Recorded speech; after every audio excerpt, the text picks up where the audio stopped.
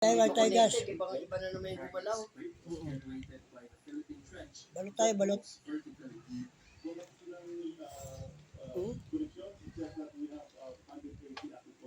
Kainom to. Balot. Mahal ko. Ginawa sila sa labas. Dumating mga polis. Daling polis eh, no? Oo. Sabi ko kay Bakbak, tama na yan, tigil nyo na yan. Yung polis eh, nakaharap eh. Pasok nyo sa loob yan, tigil nyo na yan. Lumaan na kayo ng mga polis, ng picture. No? Pasok na kayo doon. Takbuhan naman yun sa kabila. Eh, nandito ako sa ano. Kasi sino ba? Kasi birthday ng pamangkin ko. Eh, nag-ano lang siya, celebrate. Eh, tama naman sa inyo. Eh, tinawag mo na yung barangay na ano yun. Ready, kain tayo. Ayun na kayo. Ay, magbabalot. Nag-billions lang yan. Wala naman sabaw. Pero huwag ka na magkaroon ko. Sabaw mo yung importante, binili ang kita. Okay? Employees were evacuated from City Hall Friday morning.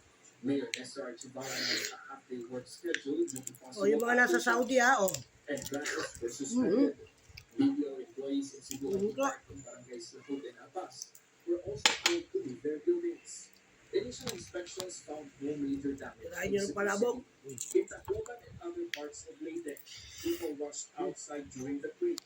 19 students in Dulag Leyte were taken to the hospital due to panic attacks.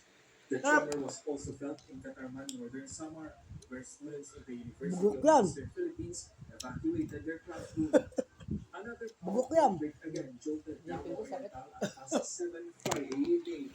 According to Feebox, the magnitude 6.9 earthquake. Bawal kainin dyan yung sa gallbladder, itong bato. Intensity 4 was felt in Davao City. Huwag nyo kakainin yung bato pag meron kayong gallbladder. Kasi hindi kayang tunawin ng panunaw yung abdo, yung bato nito. Diyan kayo malilitikan. Maatake yan sa tuwing madaling araw. Kung kakainin yung bato. Ako, nakyakan niya sa akin yan.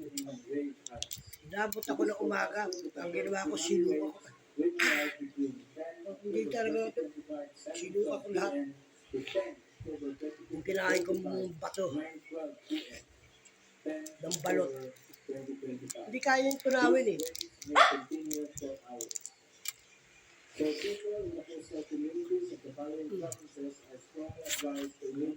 Kakain kayo na, no? Kasabayan nyo ng palabok.